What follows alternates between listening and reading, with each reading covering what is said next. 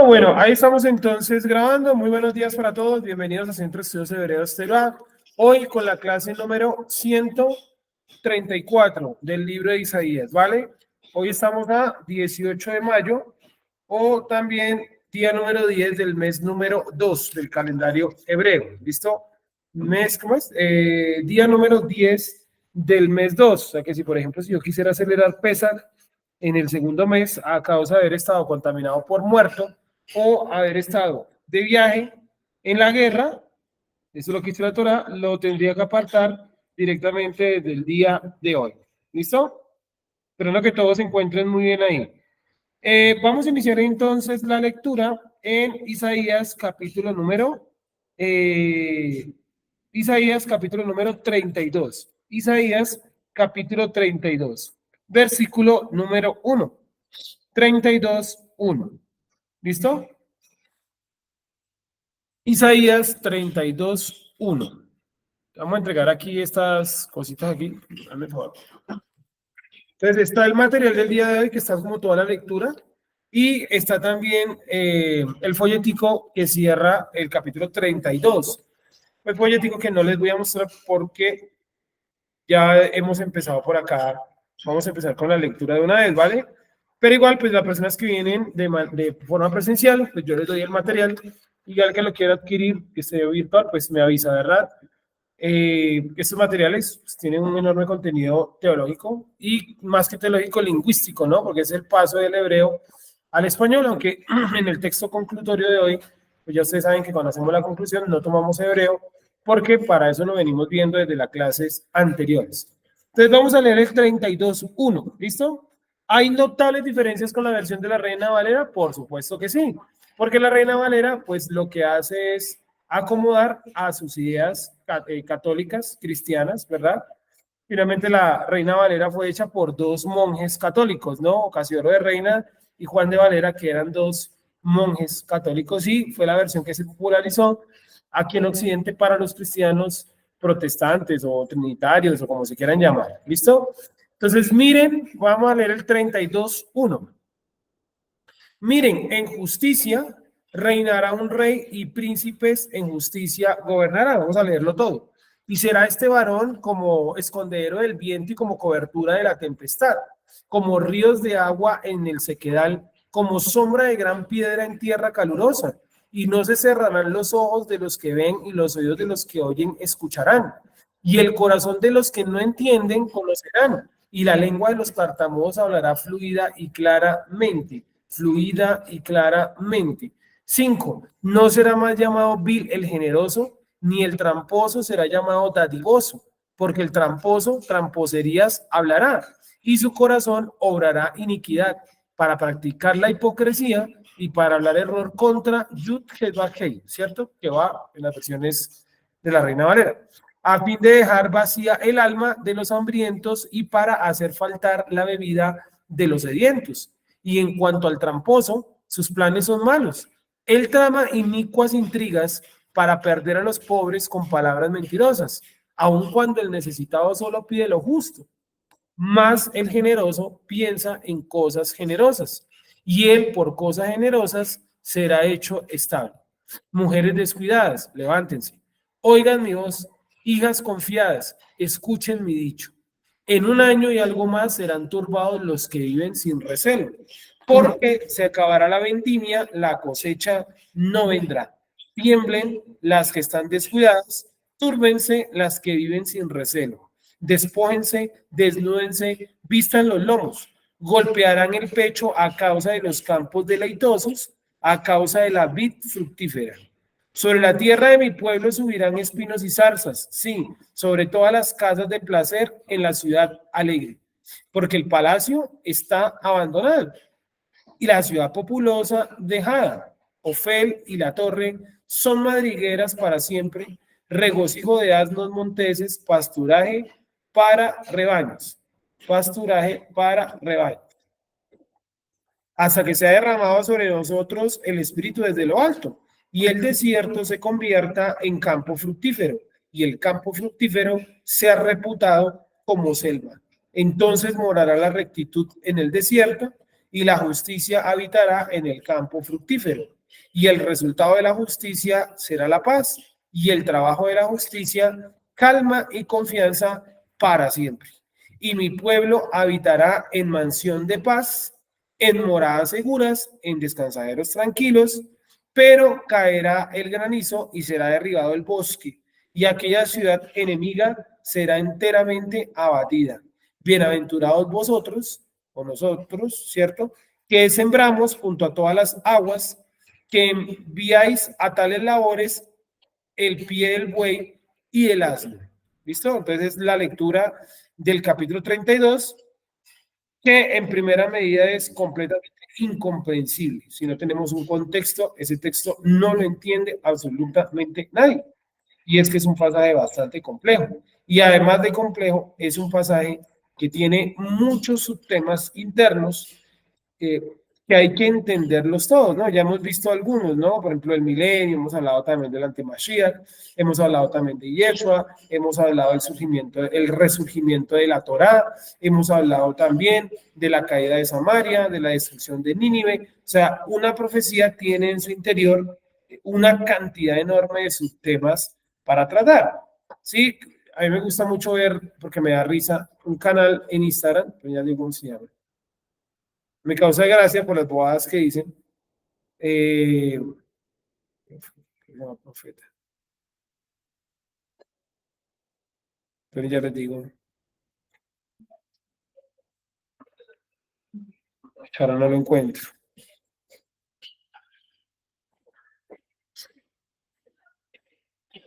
Bueno, voy a buscarlo acá, pero no lo encuentro. Lastimosamente está difícil de buscar porque no me acuerdo el nombre del canal. Pensé que era profeta algo.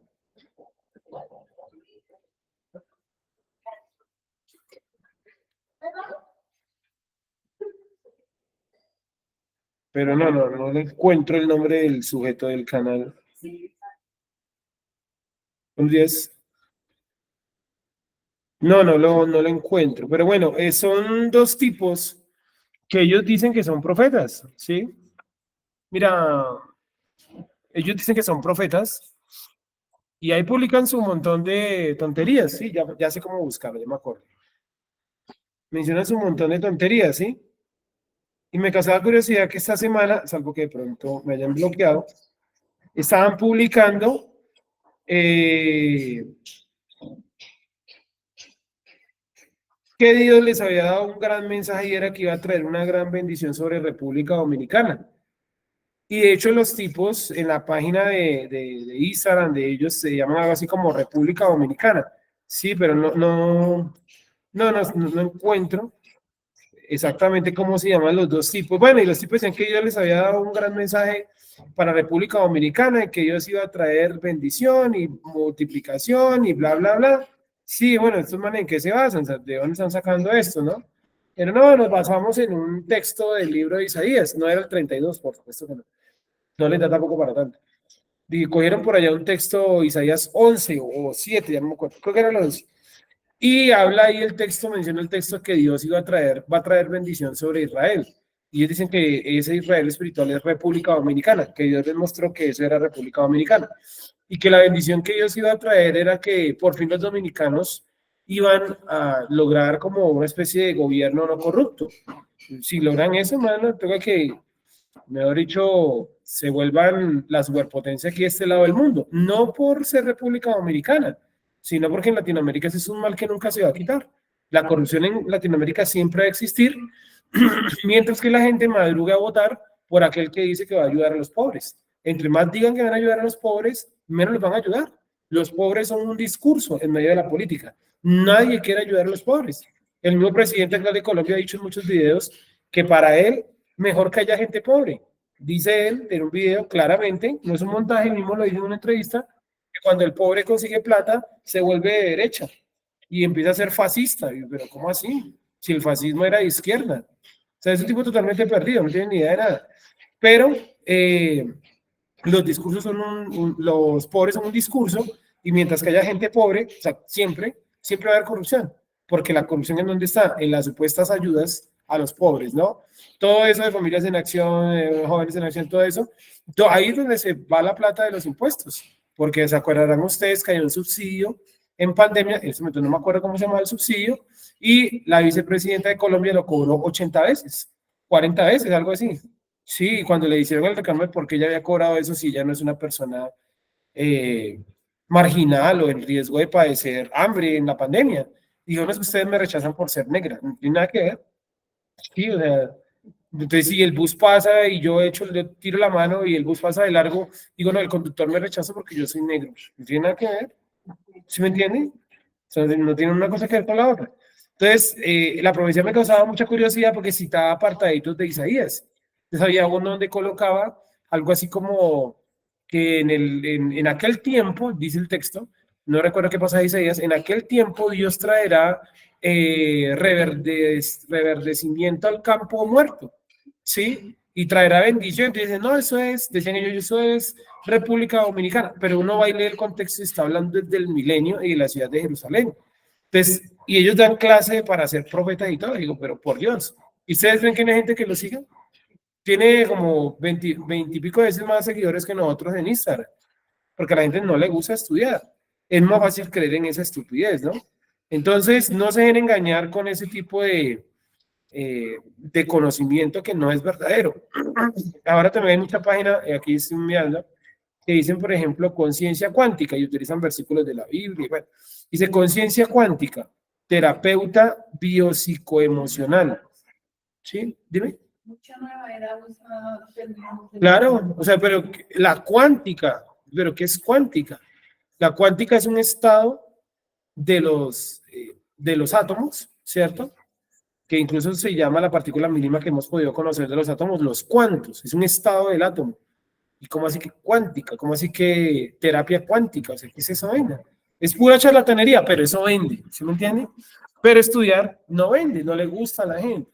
Dice acá entonces, vamos a tomar desde el versículo número 15, que era más o menos donde íbamos la vez anterior. Entonces, el Eterno está diciéndole a la nación de Israel, porque la Biblia es exclusivamente para la nación de Israel, y la nación de Israel no es la gente nacida en Israel. No porque Moisés, ¿dónde nació? En Egipto. ¿Sí o no? ¿Dónde nació Abraham, el padre de la nación de Israel? En Ur de los Caldeos. ¿Dónde nació, por ejemplo, Pablo? Nació en Turquía. Sí, o sea, eso no es de que usted nació allá en el Estado de Israel. ¿Sí? ¿Me hago entender? Y dice de esta manera. 14. Porque el palacio, no, 15, hasta que sea derramado sobre nosotros el Espíritu desde lo alto, y el desierto se convierta en campo fructífero, y el campo fructífero sea reputado como selva. Está diciendo que Dios va a traer el conocimiento de la ley, de la Torá, a la nación de Israel, y que lo que alguna vez fue un campo desierto, el Eterno lo iba a convertir lentamente, primero en un campo fructífero y luego ese campo fructífero se iba a convertir en una selva. ¿Estamos en lo correcto? Primero un campo fructífero y luego una selva. En cuanto al campo fructífero, pues yo les decía la vez anterior que es lo que estamos viviendo ahora, que el desierto, donde no había Torah, donde no había mandamientos, empezó a ser cambiado por el Creador en un campo fructífero. O sea, gente que ha empezado a conocer y ha empezado a cumplir la Torah. ¿Sí? ¿Estamos de acuerdo hasta ahí? ¿Tenemos de pronto alguna pregunta?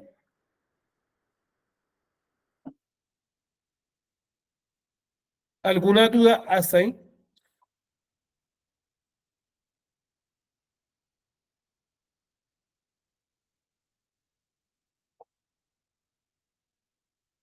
Seguimos. Entonces, este momento lo estamos viviendo justo ahora, pues no ahora, 2024, sino desde hace muchos años, varios años, más bien, muchos, no, varios años, empezó ese movimiento de parte del creador para traer de vuelta la ley, porque es que sin ley no puede haber conocimiento de Dios, ¿sí? Todo conocimiento de Dios que sea sin ley, la escritura, ¿cómo lo llama? Lo llama iniquidad. ¿Qué es iniquidad? Antitorá, antiley. Por eso dice el inicuo, ¿cierto? Inicuo, aquel que viene sin ley. O sea que todo conocimiento que está apartado de la Torá es iniquidad. Y eso incluye un montón de cosas. Por ejemplo, decir que Jesús y el Padre son uno, eso es una iniquidad, porque no está en la Torá. ¿Sí? En cambio, el Mashiach sí está como personaje separado en la Torá, tanto en la interpretación como en la lectura, y si quieren en los códigos que vimos que ella también. ¿Se acuerdan los códigos que vimos que ella? Habían unos que estaban muy impresionantes, ¿sí o no? ¿Se acuerdan el de Génesis 1, 17, 18 y 19? O sea, era impresionante que el nombre de Yeshua, Jesús en hebreo, ¿cierto? Estaba codificado de arriba para abajo y de abajo para arriba, ¿sí o no? Cada 26 letras, que 26 es el valor numérico de ¿qué? Del nombre del creador, ¿cierto? De Yud He. Entonces, y el nombre del creador realmente ¿a qué equivale? O sea, 26, pero si yo sumo el 2 y el 6, ¿a cuánto me equivale? A 8. ¿Y el 8 qué significado tiene dentro de la cultura hebrea? Es completo, no, ese es 7 o 10 también. El 8 significa sobrenatural, ¿sí o no? Más allá de lo terrenal. Por eso la circuncisión, cuando Pablo explica la circuncisión, él dice que la circuncisión no es meramente el acto carnal. Dice la circuncisión es el octavo día, correcto. Pero la circuncisión del corazón, que es la que importa, esa sí no tiene fecha. Y eso también va para las mujeres. Porque la circuncisión física para las mujeres no aplica. ¿Sí me van a entender? Entonces ahí es donde surge esa idea de algunos tipos de judaísmo donde la mujer pues no puede hacer absolutamente nada de esto porque sencillamente no está circuncidada. Pero no está circuncidada no porque ustedes no quieran, sino que no pueden. ¿Sí? No se puede. Entonces ahí tenemos ese problema, ¿no? Anoche estábamos hablando un poquito de eso. Cómo las tradiciones han creado unos imaginarios que no son reales. Cuando uno ve la escritura, toca con esos imaginarios. Seguimos entonces. Entonces morará la rectitud en el desierto y la justicia habitará en el campo fructífero. Es un proceso. Y mientras tanto, nosotros no le pongamos toda la atención del caso, por ejemplo, al Shabbat, es muy difícil que pueda haber justicia. O sea, se puede quedar con el creador. Imagínense que hubo justos como Job, y en el libro de Hebreos menciona a otros, justos, el mismo Elías, Eliseo, los patriarcas también, Abraham, Isaac, Jacob, y podemos colocar algunos más, pero habían justos, hubo justos que fueron por Dios pasados por prueba. ¿Qué nos puede esperar a nosotros que no somos justos? ¿Sí me voy a entender? O sea, si él pasó por prueba a los justos para perfeccionarlos, o sea, aún un justo necesita ser perfeccionado, imagínense el trabajo que él tiene que hacer con nosotros. ¿Sí? Por eso él a veces nos coge y nos destruye por completo, porque estamos haciendo un hombre, una mujer, como usted lo quiera tomar, que a él no le agrada. Entonces él tiene que venir y destruir eso porque a él no le agrada lo que usted está haciendo. Entonces, si Abraham pasó por aflicción, si Jacob pasó por aflicción, si Joseph, ¿cierto? El patriarca pasó por aflicción, ¿qué nos puede esperar a nosotros? Es más, si el Mashiach pasó por aflicción, ¿te acuerdan un texto que dice? Que fue probado en todo, tentado en todo, hasta el final. Y siendo sometido a qué? A vituperios, a insultos, a golpes, a pruebas, a aflicciones, varón de dolores, dice Isaías 53, aún así que se mantuvo firme. Si Yeshua mismo pasó por aflicción, pasó por tentación, por prueba, por dolor, por tristeza y demás, ¿qué nos puede esperar a nosotros? Yeshua también perdió un amigo, a Lázaro, ¿no? Yeshua también experimentó la infinidad de pruebas que pudo haber atravesado en su vida, tentado en todo, probado en todo, ¿sí? Yeshua también atravesó la etapa final de su vida bajo mucha opresión, lo perseguían, luego lo capturaron, lo traicionó su propio amigo, Judas, ¿no? En fin, o sea, ahí tenemos muchas ideas para tomar. Continuamos entonces. Versículo número 16. Entonces morará la rectitud en el desierto. Rectitud es construir un buen camino. Por eso decimos, ese camino quedó recto, o esta casa quedó recta, o esa pared quedó recta. Sí, usted sabe que para construir una pared, pues hay que tener unos conocimientos, no es pegar ladrillos ya. Eso no toca manejar unas herramientas. Yo no sé cómo se llama esa herramienta que le ponen, nombre técnico, ¿no? ¿Qué es? Dime, ¿el nivel? ¿Se llama así? ¿Nivel? Ese es el nombre, ¿sí? No conozco. Y tiene como una burbuja en la mitad para verificar que no quede como más alto. La plomada. Plomada, ese era el que estaba pensando, la plomada, La gracias. plomada es que coge un hilo y como un tronco. Sí, como un tronco. correcto. Entonces, la plomada y todos los demás elementos para construir una pared, para que no vaya a quedar torcido, ¿correcto? Imagínense en nuestra vida, nosotros también nos toca tomar, ¿qué? Plomada, nos toca tomar también un nivel, nos toca tomar todo para poder construir derecho, porque si no, todo queda como chueco, a nuestra forma. Y cuando queda chueco, ahí miren a quién aparece a tumbar ese muro, es el creador. Porque la Torah, la palabra Torah, que es ley en hebreo, ¿cierto? Torah significa dar en el blanco, tentativamente, pero también significa construir derecho, ¿sí? Hacer algo derecho.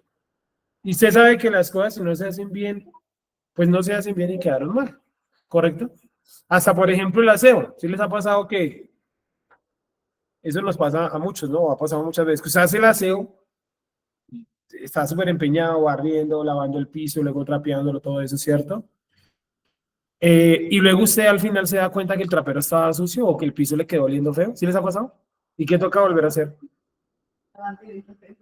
Lavar bien el trapero, pero aparte de eso, ¿qué? Volver a limpiar un poco el piso, así sea volver a la enjuagar o yo qué sé. Sí, no, y uno le da raya porque estoy aquí perdiendo el tiempo y, cierto, peleando uno solo con el trapero, pero eso es porque usted no verificó antes de trapear. Exacto, o sea, cuando usted incluso para trapear no lo hace bien, le toca volver a arrancar. Cuando usted, por ejemplo, va a hacer el arroz, ¿no? Y usted se equivocó y el arroz le quedó horrible, la siguiente vez usted no lo va a hacer igual. ¿Sí? ¿Sí les ha tocado hacer arroz doble vez? ¿Sí? ¿Nunca te ha tocado? Oh. Sí, yo siempre cada primera vez me quedo pensando, la segunda me quedo salada, la tercera me quedo más hasta que ya. Exacto, le tocó intentar hasta que lo sacó, ¿sí o no? Entonces, eso es la Torá. Conforme tú te vas equivocando, la Torá te va redarguyendo. Por eso es el texto de Timoteo. Toda la escritura es inspirada por Dios, ¿cierto? Útil para enseñar, para corregir, para redarguir en justicia. O sea, la Torá nos muestra nuestros errores para que corrijamos y seamos mejores seres humanos, mejores papás, mejores amigos, mejores hermanos, mejores todos. Si no, eso no tiene sentido. O sea, si usted no ha mejorado los aspectos de su vida, está perdiendo el tiempo aquí sentado o en su casa. No escuchando algo a mí.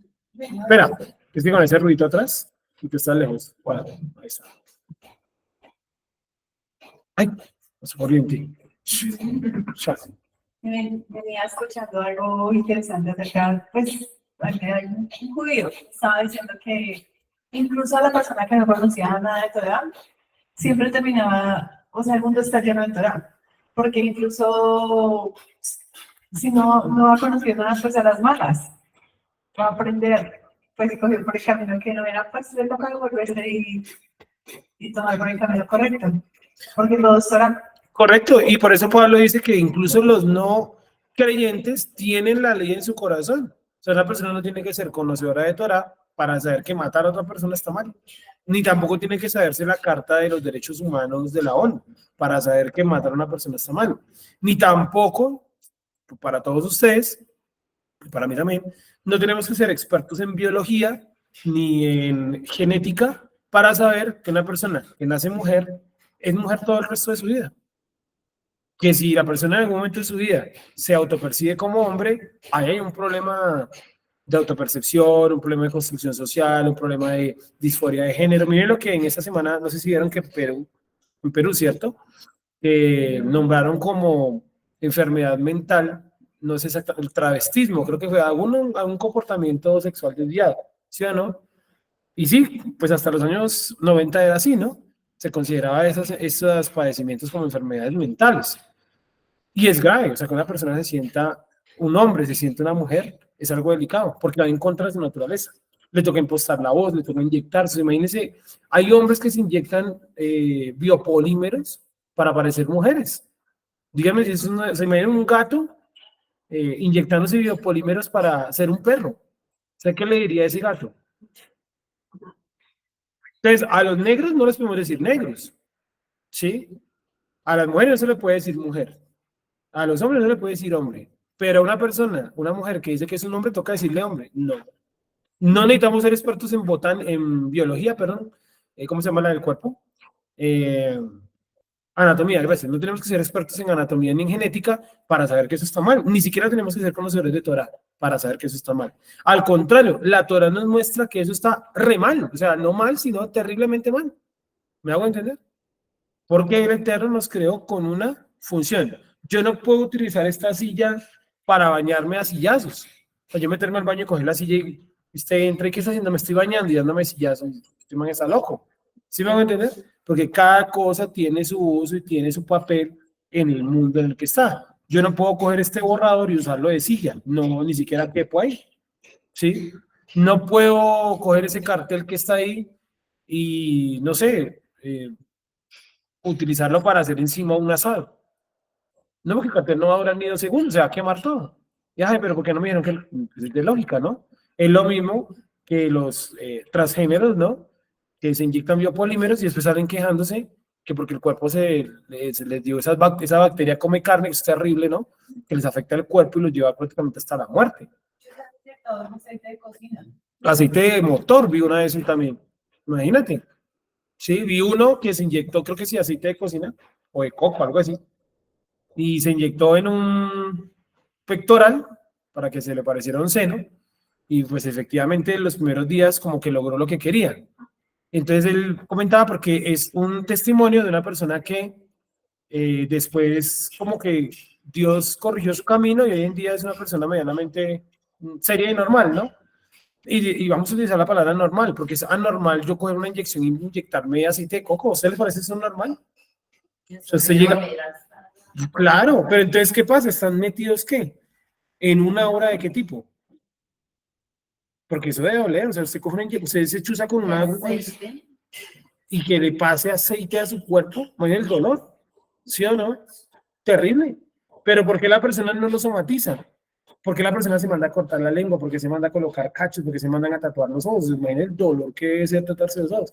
Porque tiene un trauma, pero vayamos más allá del trauma. También está metido ¿qué? O sea, el trauma es la capa superior y existe, está el trauma ahí. Pero en la parte inferior, ¿qué hay? Hay una fuerza demoníaca también, espiritual caída, que lo está moviendo ¿a qué? A hacer eso. ¿Sí? O sea, es fuerte. Seguimos. Entonces, 17. Y el resultado de la justicia será la paz. Ya lo hemos dicho varias veces, y es que sin justicia no puede haber paz. Nosotros como practicantes de la Torá no podemos decir que los procesos de paz son firmar documentos o papeles y ya va a haber paz. A ver, habría que ser muy estúpido para creer eso. Sí, no se puede lograr una paz así, ¿correcto? Tiene que haber justicia, tiene que haber justicia. Seguimos. La justicia, supongo yo, que o la determina la escritura o la detallan también las leyes humanas, porque pues también yo entiendo que hay países, personas que no se van a guiar por la Biblia, bueno, guíense por las leyes humanas, ¿cierto? O sea, ¿qué dice la Constitución acerca de los asesinos? Yo creo que ninguna Constitución dice que hay que premiarlos con curules, no lo dice. Entonces, para eso tienen que pasar, ¿qué? Por encima de la Constitución. Realmente la Constitución es para nosotros, la gente del pueblo. Realmente allá arriba no cumplen la Constitución. Se van a inventar cualquier cosa para no cumplirla. Por eso que el presidente diga que la van a cambiar o no la van a cambiar, realmente no tiene ningún tipo de sentido, porque de todas maneras, la Constitución que esté, de todas maneras no la van a respetar. En la Constitución decía que si el plebiscito, eso dice la Constitución, artículo creo que es el 134, que si el plebiscito convocado por el presidente gana el no, esa es la voluntad del pueblo y hay que cumplirse. Claro, Santos vio que él iba a perder el plebiscito. ¿Y qué hizo? Firmó el acuerdo de paz antes del plebiscito. Entonces dijo, no, pues sí, claro, perdimos el plebiscito, pero yo ya firmé el acuerdo de paz, claro, porque él sabía que iba a perder. ¿Sí? ¿Se saltó qué? La Constitución.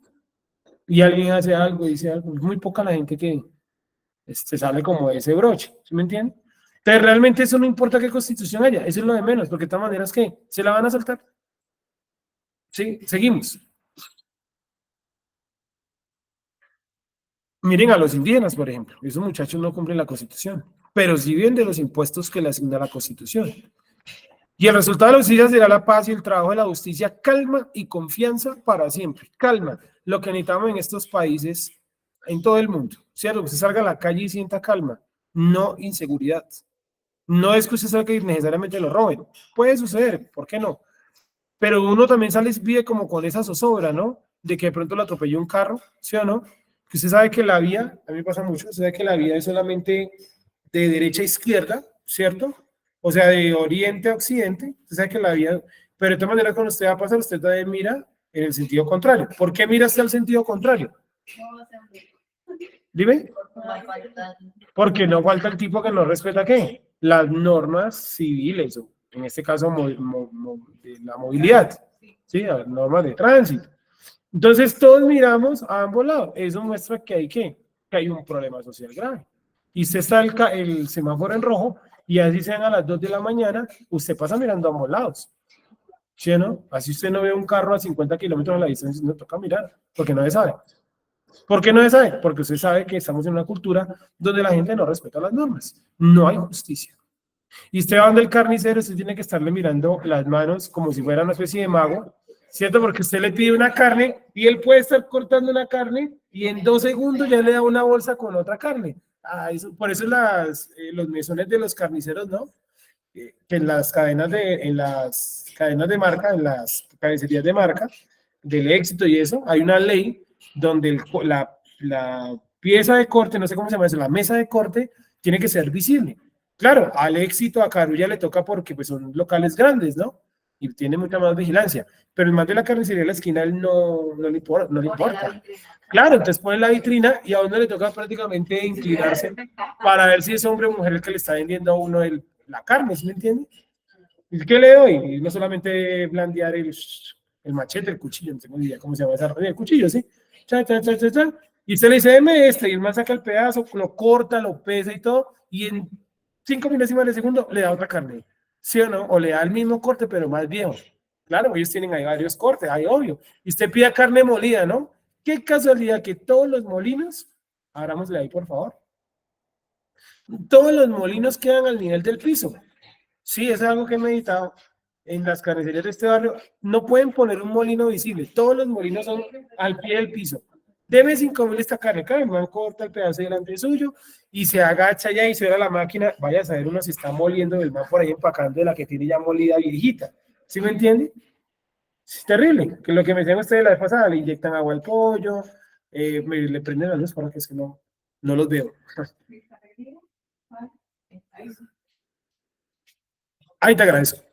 Entonces, ¿sí me entiende? ¿Y eso por qué pasa? Porque estamos en una cultura, en general, en todo el mundo, donde no hay no hay esa justicia. Entonces usted no vive con calma, usted vive como desconfiado.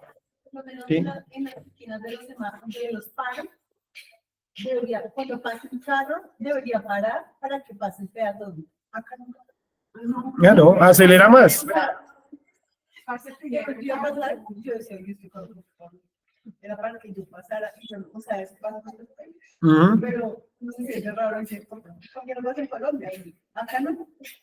Sí, cuando yo voy a cruzar una esquina y un carro pasa para que yo pase, yo no le doy gracias de que sí sea la ley. ¿Sí me entiende? Ni lo miro, o sea, es lo mínimo, ¿no? Es como un estudiante me diga, gracias, profe, por la clase. No, pues sí es mi deber, o sea, ¿cómo así que gracias? Si papá paga para que yo le dé clases, ningún gracias. Sí. Pero no está de más la educación. Dime, Clau, no se te escuchó. Pues no está de más el ser educado, por más que sea, digamos, el que yo lleve la vía. Digamos que es Correcto. como lo mínimo de cortesía. Vale, sí, también es válido. Seguimos entonces. Destrabajo de la justicia, calma y confianza, pero utiliza este acrónimo y es para siempre. ¿Sí? Ese acrónimo es importantísimo, porque quiere decir que va a ser un sistema montado a nivel mundial. 18.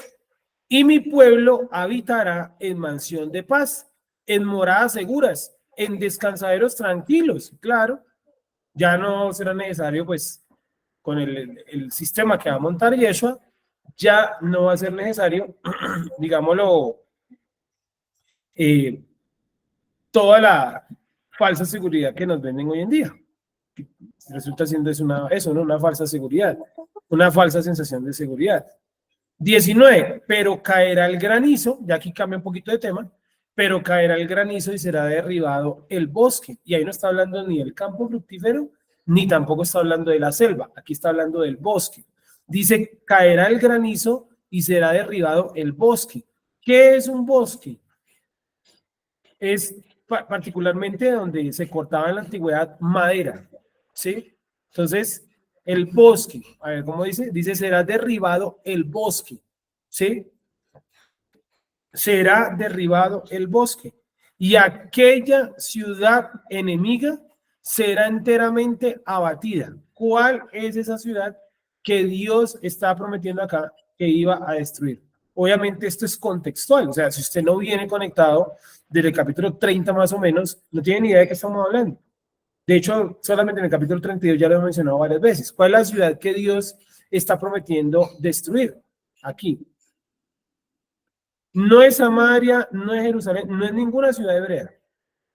Dice la ciudad enemiga, enemiga de los hebreos.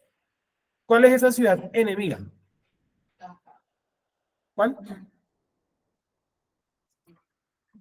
Lo vimos la vez anterior y es Nínive.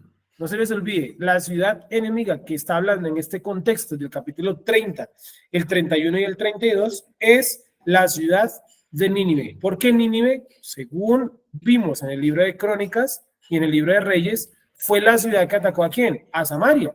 Y luego trató de tomarse Jerusalén. ¿Pero qué pasó en Jerusalén? Eso lo leímos la vez anterior, largo y tendido.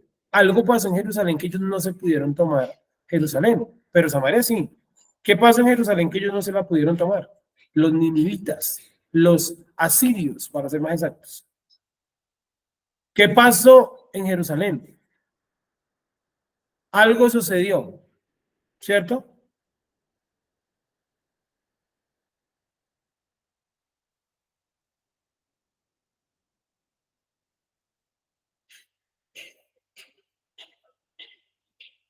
¿Qué sucedió, amigos y amigas? ¿No se acuerdan que el ejército llegó hasta la ciudad de Jerusalén y la sitió y acamparon en el campo de Senaquerib, ¿cierto? No, pero sí pasó algo sobrenatural, pero no fue eso. Que el Eterno le dice al rey de Judá, Usías, le dice, yo ten por cierto que protegeré a la ciudad y te protegeré a ti y a tu familia, ¿cierto? Se lo dice a través del profeta Isaías. Y dice, este ejército va a ser derrotado y va a volver a su casa. Y dice que Judá, por completo, tenía miedo de ir a la guerra. Pues claro, vinieron un enemigo muy poderoso a atacarlos. ¿Sí? Correcto. Entonces, ellos se fueron al campo de Senaquerib a acampar y dice en la noche que la presencia del Creador, el ángel del Creador, se levantó contra el campamento y mató a 180,000 soldados. ¿Se acuerdan de eso? Y que a la mañana los que habían sobrevivido se despertaron y vieron a todos los muertos ahí y ¿qué sintieron? Temor y se devolvieron a su tierra, ¿cierto? Y habíamos dicho que según los investigadores, ¿cierto? La conclusión que ellos sacaban por las investigaciones arqueológicas es que ese lugar donde ellos acamparon estaba infestado de ¿qué? De ratas, ¿correcto? Y que esa noche lo que hubo fue un ataque masivo de ratones, dejando a muchos de ellos muertos por las diferentes enfermedades que transmiten las ratas como la difteria, la disentería y otras más que para aquella época eran la rabia, que eran letales, ¿no? Hoy en día esas enfermedades pues tienen su tratamiento a través de antibióticos, pero en antigüedad no hay antibióticos, se te daba y chao, te morías. Y más en un campamento militar, no llevaban casi médicos, no llevaban casi elementos curativos. También, ¿quién va a esperar a acampar y que lo ataque un grupo enorme de ratones? Eso es muy inesperado. Pero ¿quién hizo eso? Según la escritura, el creador. Y a los asirios les tocó coger sus armas, supongo yo que también algunas de sus muertos, y devolverse a su tierra.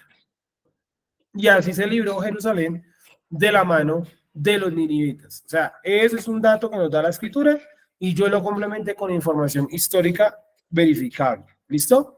¿Preguntas ahí?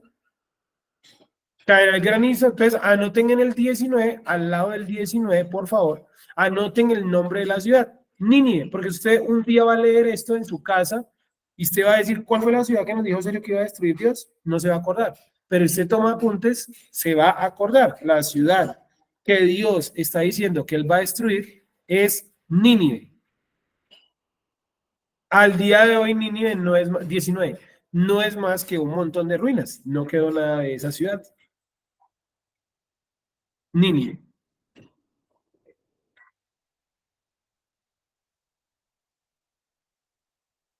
Sergio, Sí, Buenos días para todos. buenos días.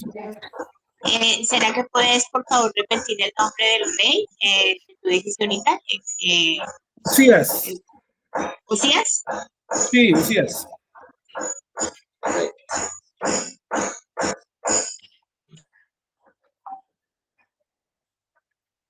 ¿En qué pasaje nos encontramos? Está en Segunda de Reyes, ya te digo exactamente que lo estoy buscando justamente acá. Gracias. Ya te digo.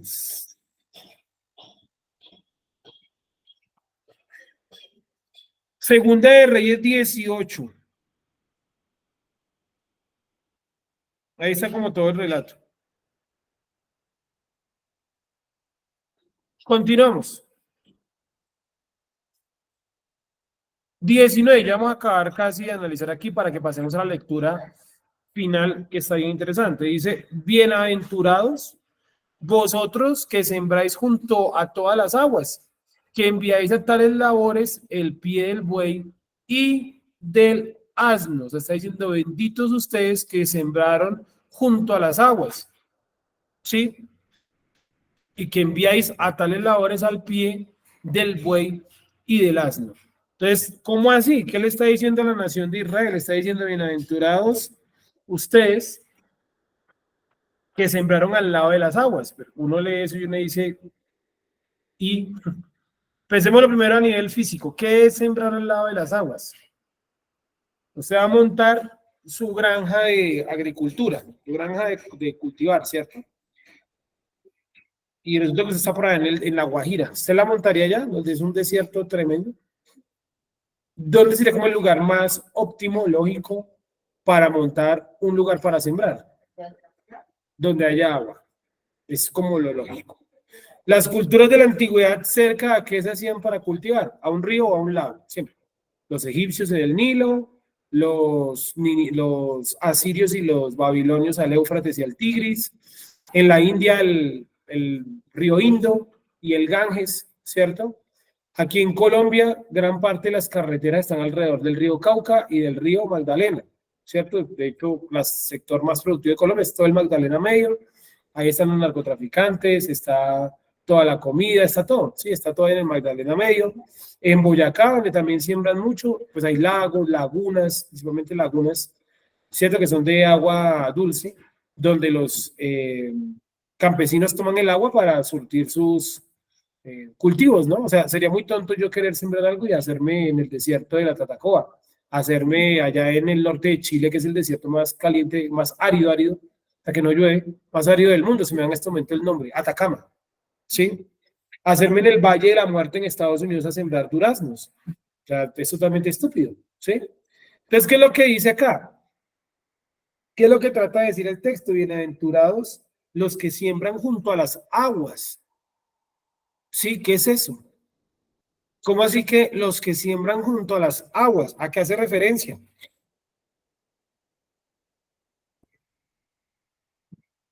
¿A qué les recuerda?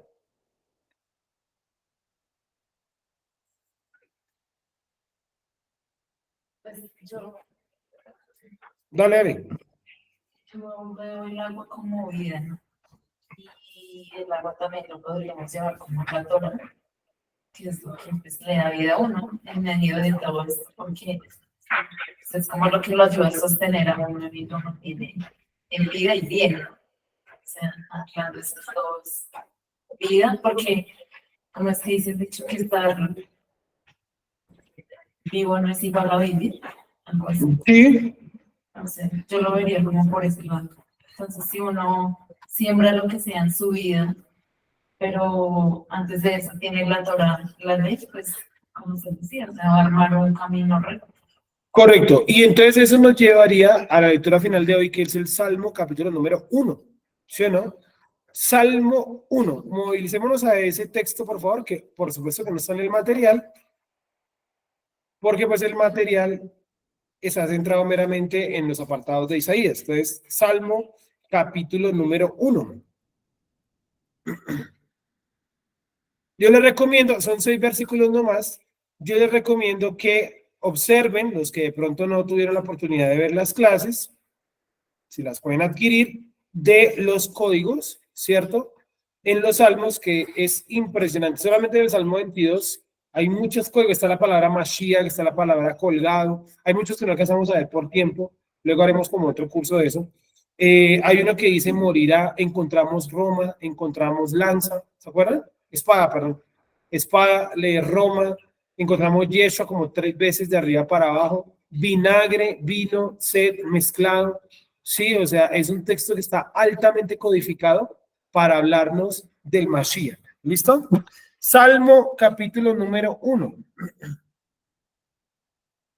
Bienaventurado el varón que no anduvo en consejo de malos, ni estuvo en camino de pecadores, ni en silla de escarnecedores se ha sentado, sino que en la Torá de Yuhet Bajei está su delicia, y en su Torá medita de día y de noche. O sea, el primer pasaje de los Salmos nos habla de la importancia de meditar en la Torá de día y de noche. ¿Sí lo estamos viendo ahí? La importancia de meditar, que meditar no es pensar ni leer, eso es pensar y leer. O sea, meditar no es que usted lea y, ay, ya medité, no, eso no es meditar. Tampoco es pensar. Pensar es pensar, meditar es otro proceso. Dice, sino que, esperen que miramos aquí una cosa, Salmo 1, versículo ¿qué es? 2, ¿cierto? Sino que en la Torá del Creador, ¿cierto? Está su delicia, y en su ley medita de día y de noche. Y aquí viene algo muy interesante, la palabra meditar que utiliza ahí, ¿sí? La palabra meditar. La palabra meditar del Salmo 1, versículo 2, es el término hagá. ¿Sí? ¿Sí lo pueden ver ahí en las aplicaciones? Búsquenlo, por favor. ¿Qué diferencia tendría con algo de Hibodedut es separarte, o sea, como apartarte de la gente y demás, ¿cierto? Y aparte de orar, como pensar en tus acciones, o sea, como hacer una retrospección. Eso es Hibodedut, ¿sí? Hay Hibodedut y Hibodenut, que es diferente. Hibodenut es diferente a Hibodedut, ¿sí?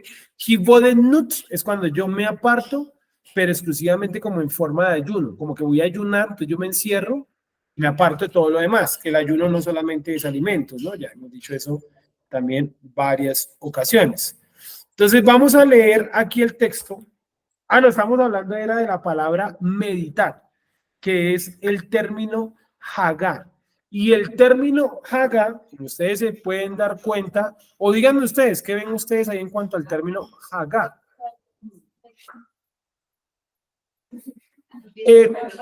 Comparten un poco la raíz, hag, ¿sí? Pero no es lo mismo. Comparten la raíz, pero no es lo mismo. ¿Pero qué es meditar? Murmurar, correcto. Pero si ustedes miran ahí, la primera cuestión que ustedes encuentran es la palabra gemir. ¿Sí? Gemir. ¿Cómo así que gemir? Vamos a leerlo con gemir y verán que queda raro. Ese es un tema bien complicado, pero vamos a verlo. Dice el 2, sino que en la Torá de Yud Hei está su delicia, y en su Torá Hagá, o sea, gime de día y de noche. Eso es lo que significa Hagá, gemir. ¿Sí?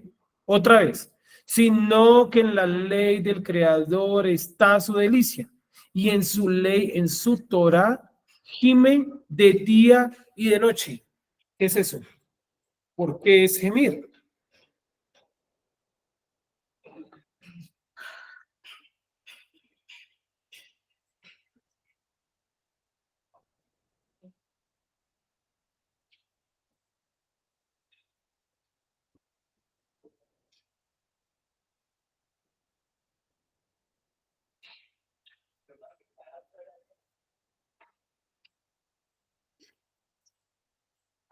¿Qué será gemir? Les pregunto. Pues aquí dice que mi Clamar. dolor, pena. Clamar, dijo alguien ahí, ¿cierto? Claudia Pulido, ¿qué nos decía? ¿Que encontraste que era qué? ¿Que eran expulsar sonidos de qué?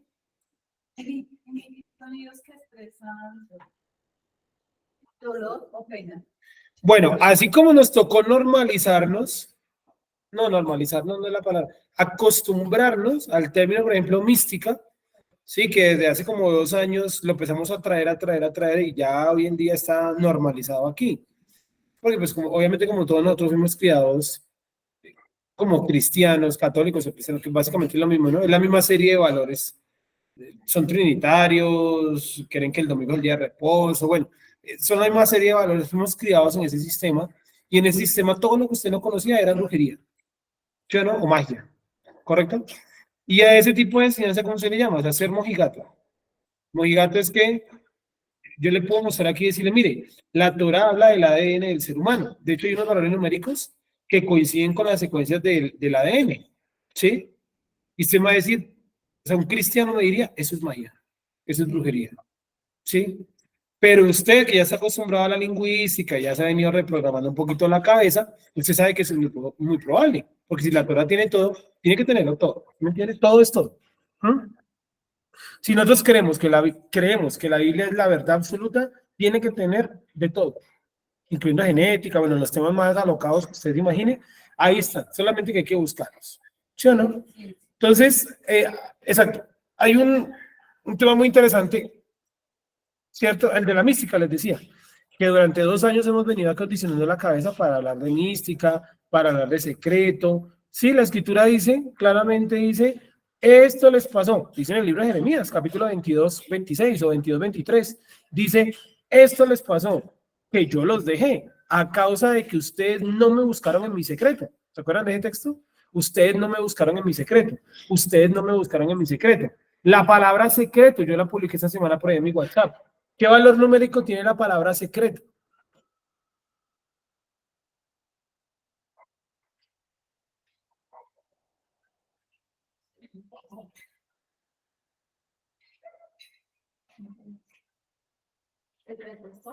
SOT.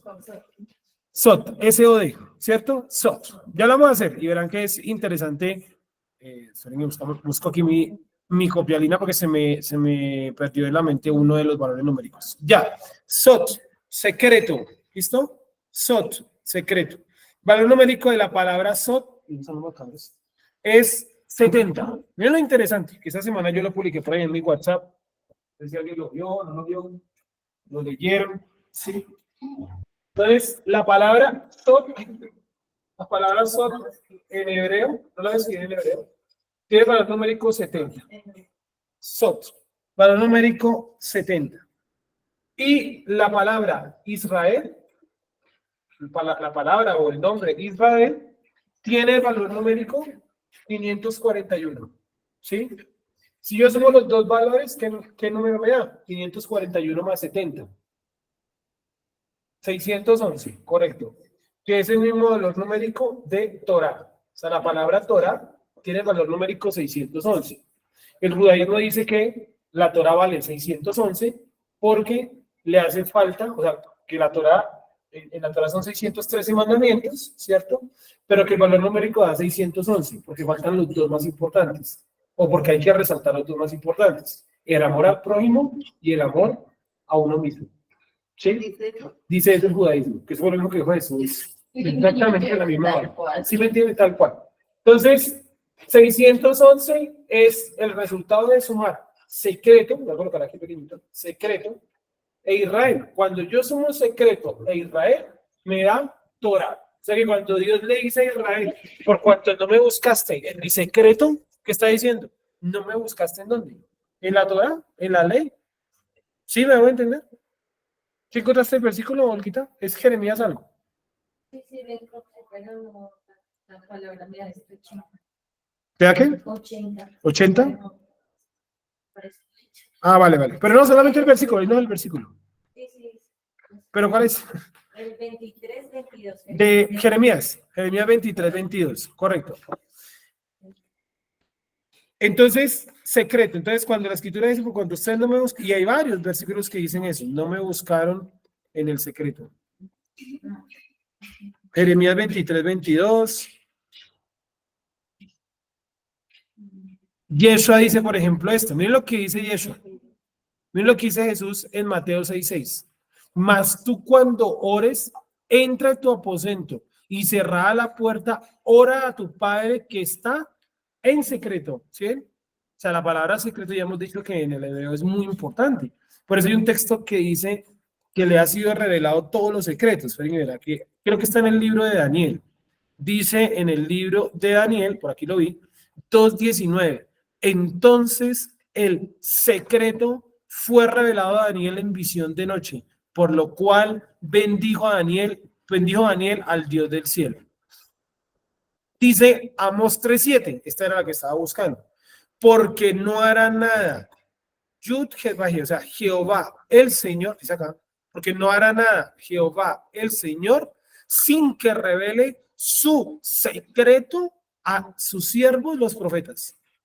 ¿Sí me entiendes? O sea, él no hace una acción mundial si primero que no se lo muestra a la gente que tiene ese llamado a la profecía. Cualquiera de ustedes puede llegar a tener ese llamado a la profecía. Lo que pasa es que nosotros, a diferencia del judaísmo, nosotros somos vagos, somos acomodados, somos perezosos, ¿sí me entienden? Y no es un insulto, es una realidad. Insulto es cuando no es real, ¿sí? No nos gusta leer, qué pereza estudiar, qué pereza el Shabbat, qué pereza los trancones, qué pereza esto, qué pereza el calor, qué pereza la lluvia. No, hermano, el que necesita aprender es muy dedicado con lo que quiere aprender, ¿sí? Yo, por ejemplo, un poco la parte de la universidad y eso, yo se lo he dicho muchas veces a mi esposa, eso es meramente un requisito, ¿sí me entiende? Para escalar laboralmente. Por mí, yo no volvería a una universidad, sí, porque la verdad, lo que se explica es muy alejado de la realidad, sí, por lo general, yo que estudio educación, estudié en la maestría y demás, los profesores que dan en la maestría, la mayoría no han ido a un colegio y le pretenden a usted enseñar como profesor de colegio cómo funciona un colegio. No. Cada rato yo choco con los profesores por eso. O sea, lo que usted no le escribe es un mundo ideal, pero eso no existe en el colegio. ¿Sí? Porque ellos viven en dónde? En otro mundo, en el mundo de la universidad. De seguro yo no podría hablar de la lógica de la universidad porque no me ha tocado ya ser profesor. Pero en un colegio yo más o menos, uno sabe, como profesor de colegio, cómo funciona más o menos la mecánica. ¿Sí? ¿Cómo funcionan los adolescentes? A mí me parece increíble que docentes universitarios que dictan educación en maestría no sepan cómo aprende un niño de los 7 a los 15 años, que es la edad escolar. No saben, no tienen ni idea. ¿Sí? Y los tienen extremadamente como idealizados, o sea, como que los niños quieren aprender. Los niños no quieren aprender. Por eso todos, usted también, cuando le dicen el profesor no vino, usted que decía, saquemos el cuaderno y pongámonos a estudiar. No, no. Sí, incluyéndome. Yo decía, no, mejor, ojalá no vuelva.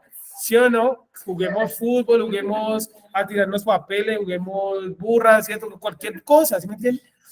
Y ¿qué ruido se escucha en un salón cuando pues a uno al profesor le dicen primero, no, hay que decir a los estudiantes que mañana salen más temprano o que mañana no hay clase? Entonces uno trata de decirle en un momento donde ya se vayan a ir para que el desorden quede afuera y no entre al salón, ¿cierto? Entonces, no, muchachos, entonces mañana pues no hay clase, ¿no? ¿Cuál es el siguiente ruido que se escucha? ¿Sí? Correcto. ¿Qué pasa? Eso es, pues básicamente porque a nosotros los seres humanos no nos gusta aprender, no nos gusta estudiar, ¿sí? Nosotros fuimos al colegio no porque, ay, mamá, métame al colegio. Y aún así, un niño que diga, mamá, métame al colegio, está opinando desde el desconocimiento porque nunca ha ido a un colegio. O sea, él cree que el colegio es ir y ponerse un uniforme y jugar. ¿Sí me entiende?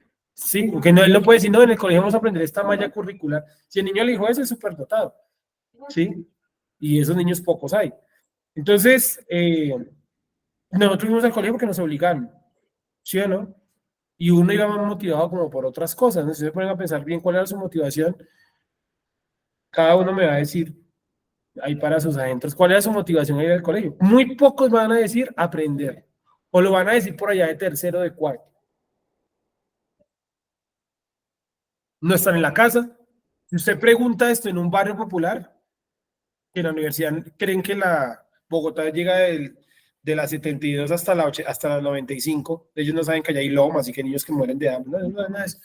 Entonces, usted pregunta en el Danubio Sur, porque nos pasó en una práctica que hicimos, fuimos al Danubio Sur, una loma por allá eso es Usme, sí, una loma terrible, y yo les he contado que los barristas de Millonarios nos tenían que dar la autorización para entrar y para salir del barrio, sí, en la Danubio Sur. ¿sí? Y se le pregunta, estamos haciendo como una encuesta, hicimos muchas cosas allá, pero un día era una encuesta para saber cuál era la motivación de ellos ir al colegio, y la mayoría decía por el refrigerio, la mayoría, ¿sí? Aprender ocupó como el puesto número 5 de respuestas. La primera era comer, o sea, por el refrigerio. La segunda era para que mi mamá no me pegue ni me regañe, ¿sí? O sea, la tercera era para jugar con mis amigos, ¿cierto? Y la cuarta era para no estar sin hacer nada en la casa. Y la quinta era aprender. ¿Sí me entiende? O sea, ¿cómo se puede sostener una sociedad así? No se puede.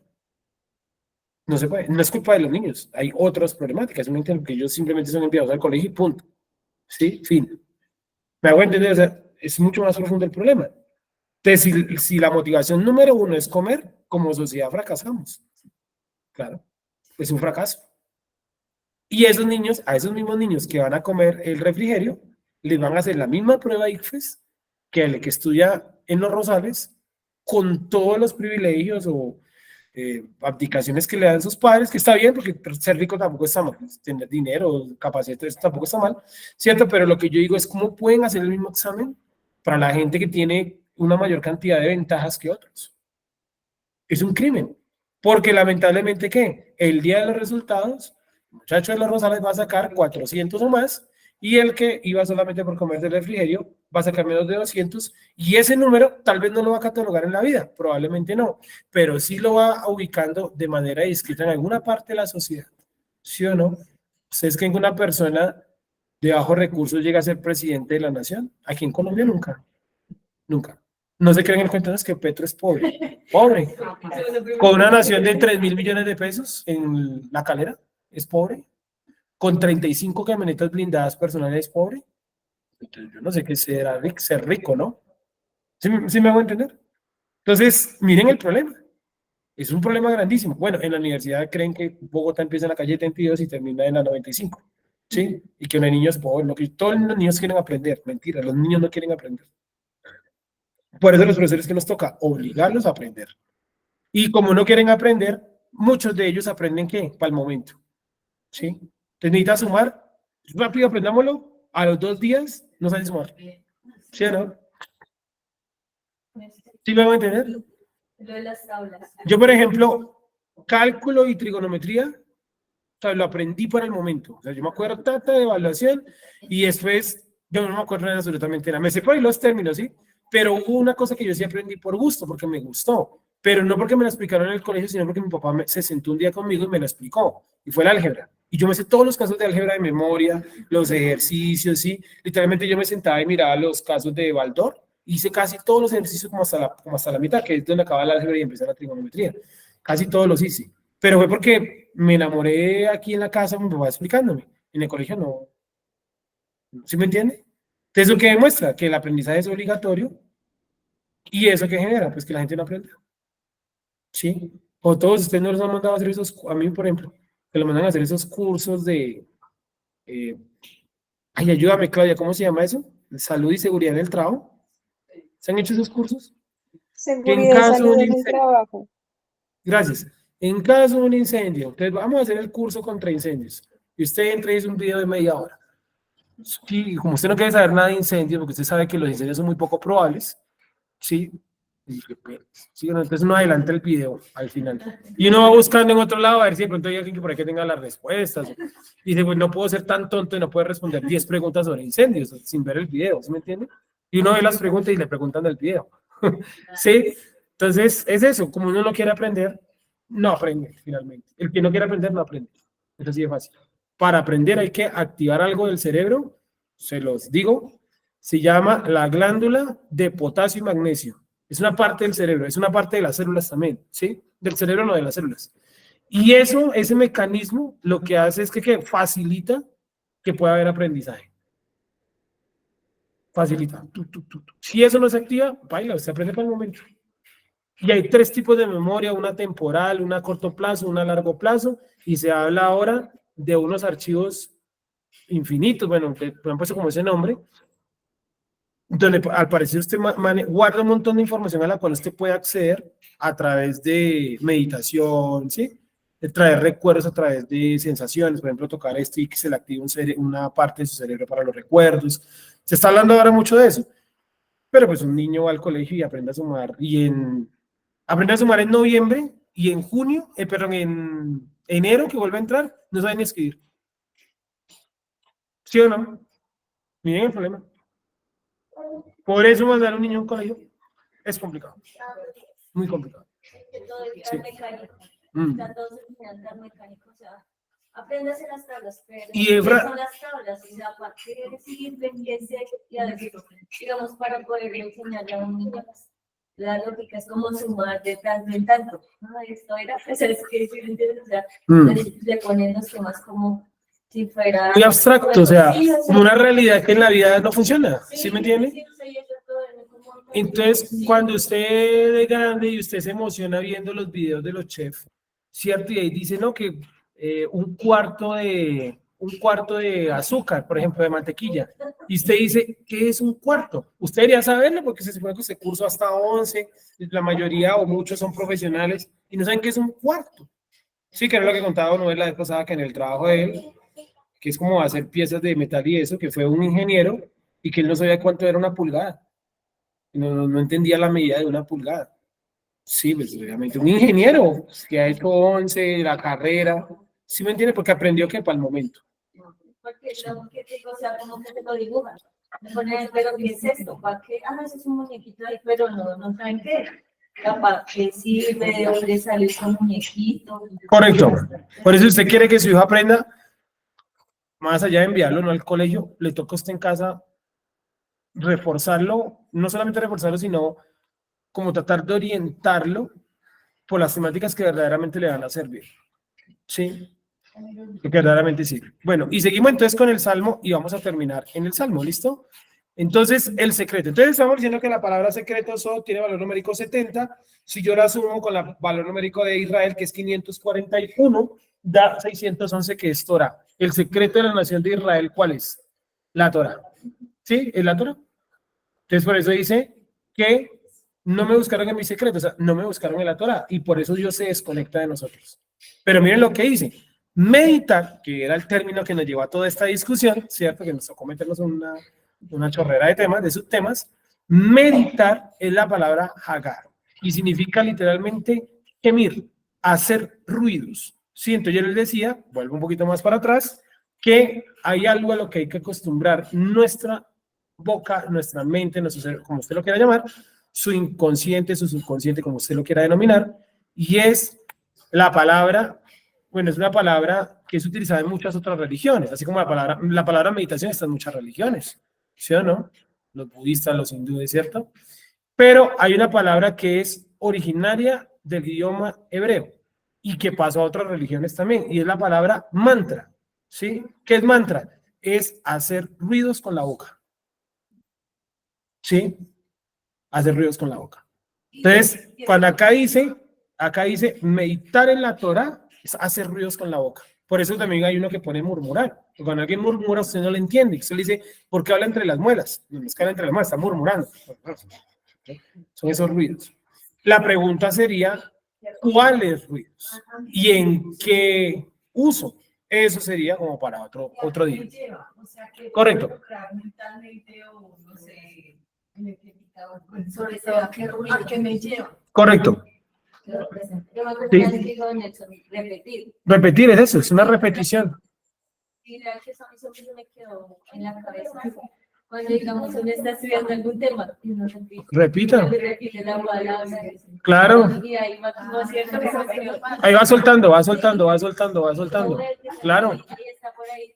No, Es como el man del martillo aquí, ¿no? El man no le dio un martillazo y se cayó toda la pared que él quería. No le ha tocado darle por un lado y por el otro hasta que le salga la pieza, pues para meter la caja esa que tiene ahí afuera. Esa caja de gas, ¿sí me entiende? Sí, eso es repetir, repetir, repetir, repetir, repetir, repetir. Bueno, ahí les aproximé otra palabra, que es la palabra mantra. Y les cuento que hay muchos textos judíos ultraortodoxos, la cantidad se impresionarían, que hablan de eso, del uso de esos sonidos y demás. Por eso los judíos cuando oran se mueven de esta manera. Dice, no, es que la Torá nos mantiene despiertos. Eso es lo que le enseñan a usted, a nosotros que somos no judíos. Pero el secreto tiene que ver con algo más, y es la conservación de la energía, ¿cierto? Usted con esto, ¿cierto? Mantiene activos sus órganos, ese movimiento que ellos hacen, ¿verdad? Y ellos son expertos, muchos de ellos, principalmente en el judaísmo ultraortodoxo, en repetir y repetir y repetir y repetir y repetir y hacer sonido, hacer sonido, hacer sonido, hacer sonido, hacer sonido, sonido, sonido, sonido, y viene la revelación. Por eso, la música que lo vimos esta semana, el tipo va a profetizar y ¿qué dice? Elías, o sea, Eliseo, el profeta más grande que Elías, eso lo dice la Biblia, no lo digo yo. El tipo que dice, tráiganme los instrumentos. Y dice que el tocador de cuerda estaba tocando y ¡pum! Le vino la revelación a Eliseo. ¿Sí me van a entender? Sí, pero como hoy todo es la misma música, baila, nadie piensa. Pero, digamos, por decir algo, listo, yo de pronto leo un texto, pero está en español, pero no sería de pronto conveniente buscarlo por el hebreo. Hay niveles, en español sirve, pero el nivel más acercado es el hebreo, por supuesto, no es como orar. Orar en español, el Eterno nos escucha, por supuesto, pero de seguro que en hebreo tiene mucho más proximidades, porque finalmente el Padre Nuestro, Yeshua no lo dijo en español, él dijo Padre Nuestro, él dijo fue Avinu, bueno, yo no me lo sé mucho en hebreo. No, en español, en hebreo, en arameo también, de seguro, ¿sí? Pero Dios, ténganlo en cuenta que Dios no escucha en cualquier idioma, ¿sí me entienden?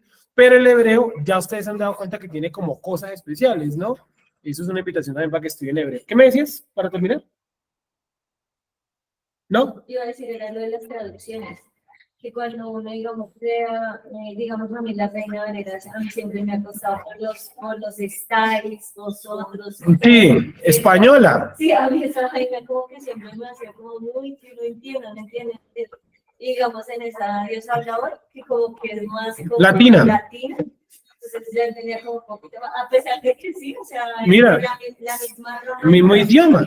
Exacto, pero yo lo entendía más en la Dios hablador. Solamente por la tercerización de la persona, que no está como en quinta persona que es el vosotros, sino en la segunda o la tercera que es el tú, el yo o el ustedes, ¿sí? Correcto. Y por eso, y es un secreto, la Torah que ustedes a veces me dicen, estos símbolos que están acá son vocales, y yo que les digo, esas son entonaciones. Quiere decir que cada palabra de la Torah tiene una entonación distinta. No es lo mismo decir, Avinu, ¿cierto? Que ellos lo dicen mucho en oraciones, Avinu, es diferente, ¿sí me entienden? Y esos son secretos que están en la Torah. Pero como nosotros decimos, no, Shabbat, pones eso, qué pereza, ¿no? Quémonos mejor en la casa. Vamos a orar, démosle gracias al Creador esta tarde. Me extendí un poquito, pero quería como aproximar el tema. Ahí lo vamos a ir martillando, que el tema es largo, ¿sí me entiende? No puedo soltarlo todo acá porque pues, no da el tiempo y tampoco el espacio. Y faltan muchos hermanos también que yo sé que les interesa por cualquier motivo. ¿Sí o no? Hay que verlo después, irlo trayendo así como hicimos con el de mística, ¿no? Mística, ¿cuál fue la otra palabra? Esoterismo, que también dijimos que esoterismo no es una mala palabra. Esoterismo, hay esoterismo de la brujería, bueno, eso está mal, pero esoterismo hay también en la Biblia, hay también en nosotros. Yo les demostré que todos nosotros somos esotéricos, todos, y todos somos místicos. Y por eso hay un dicho que dice, cada quien tiende la cama, pues, de manera diferente. Cada uno tiene su mística. ¿Sí o no? Y si no me cree eso, pues, vayas a vivir con alguien y verá que las dos místicas empiezan, ¿qué? A acomodarse. ¿Sí me entiende? Acomodarse. Porque a usted le gusta la sábana, ¿cómo se llama esa? ¿Cómo se dice acá? Sobre sábana, ¿cierto? Y usted le dice bien extendida. Y a otra persona le gusta esa ahí medio puesta. Y entonces empiezan a chocar las dos místicas, ¿sí me entiende? Si bien que somos muy místicos hasta en eso, ¿cierto? Y usted va a limpiar algo y usted tiene, como en mi adolescencia, mi mamá tenía 250 toallas, ¿sí? Una toalla para el chocolate, una para el... No, yo no puedo, ¿sí? Pero eso es mística. ¿Sí? Entonces yo limpiaba el chocolate con la del arroz, esa es la del arroz, ¿no? Pero ¿cómo voy a saber? ¿Sí me entiendes? No me los puedo memorizar. Las cucharas, los cuchillos, no, que ese es el cuchillo del pan. Claudia constantemente me dice eso. Ese cuchillo no, que es el del pan. Y para mí es de que corte, ¿sí? Sí. Correcto, son místicas, empieza a chocar la mística ahí de cada uno. Sí, todos nosotros somos místicos. Y de todas maneras, todos nosotros, y ese es con lo que termino hoy, tenemos en nuestra mente de todas maneras sonidos repetidos en nuestra cabeza, sonidos repetidos. Por eso se escucha una canción o un ritmo y usted dice esa salsa, tal grupo, o sea que usted tiene allá guardada en su memoria que piezas musicales también. Podríamos hacer el intento en otro día. Coloquemos piezas musicales, usted va a decir, eso es que lo canta tal persona. ¿sí? Eso es en vivo. Su cerebro tiene esa capacidad, pero usted y yo no lo hemos explotado. No lo hemos explotado. ¿Listo? Vamos a orar. En otro momento hablamos bien del tema. Es un tema interesante y polémico, ¿sí? Porque pues, en primera medida, y ahí me estoy arriesgando, igual que hace 2 años, me van a decir, no, es brujería. Va a terminar negando a Yeshua. ¿Sí? Oremos. Padre, te damos gracias por tu misericordia en esta tarde. Te pedimos que nos guardes y que nos ayudes a aprender cada día más, porque tu esperanza, Padre eterno, habita en los hijos de Israel. Gracias, Padre eterno, porque tú has dado a Yeshua como Mashiach único y verdadero de nuestra nación. Y a través de él has empezado la restauración de la nación de Israel. Gracias, Padre eterno, porque a través de él también enviaste tu presencia, primero como un viento y luego como un torbellino. Y hoy, Padre eterno, nosotros, esta generación en esta lejana tierra, te agradecemos, Padre eterno, por acordarte de nosotros. Gracias, Padre eterno. Gracias, Padre eterno. Te alabamos, te exaltamos y honramos tu nombre enormemente. Gracias, Padre eterno. Amén. Lo primero que hay que aprender, eso lo iba a decir y se me olvidó, lo primero que hay que aprender para entonar bien, para eso que estamos diciendo que momentáneamente lo vamos a llamar mantra, es hay que leer bien. ¿Sí? Por eso aquí insistimos mucho, desde hace muchos años, ¿cierto? Leamos bien, con los puntos, las comas. Si usted no puede leer bien en español, que es un lenguaje nativo, en hebreo, yo no sé. Sí, es prácticamente imposible. Primero salgamos del español, aprendamos a leer bien, entonar bien, y luego vamos mirando el otro. Bueno, muchas gracias a todos, que estén muy bien, buena tarde, y el Eterno me los bendiga. Shalom a todos. Shalom, Sergio, gracias. Buenas tardes. Gracias. Shalom, shalom, que estén bien, descansen. Vamos ahorita.